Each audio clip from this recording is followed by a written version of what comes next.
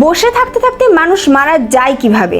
বাঁকুড়া জেলার বাসিন্দা শ্যামল সাঁতরা একসময় যিনি জেল খেটেছেন, আজ তিনি মৃত। জানাবো বিস্তারিত এই ভিডিওতে। বাঁকুড়া কতুলপুর থানার অন্তর্গত সরিষাদিঘির কলোনি এলাকায় রবিবার বিকেলে এক পরিত্যক্ত তাঁবুর ভেতর থেকে ভেসে এলো দুর্গন্ধ।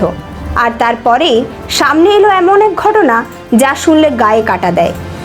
পচা গলা অবস্থায় উদ্ধার হলো এক ব্যক্তির মৃতদেহ।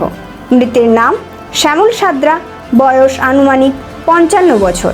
এটা হচ্ছে আমরা এইখানকার বাসিন্দা, অর্থাৎ সরষেদিঘি কলোনির বাসিন্দা। এখানে একটি লোক আজকে বছর 3-4 ধরে এখানে তিরপল খাটিয়ে বসবাস করতো। লোকটির নাম শ্যামল সাঁতরা, বাড়ি পার্শ্ববর্তী গ্রাম ভীমাহারে। এবং প্রতিদিন দেখতাম আমরা যে ভিক্ষে টিক্ষে করে এসে এখানে ভাত ফাত রান্না করে খাচ্ছিল। তার সঙ্গে একটি মেয়ে ছেলেও থাকতো।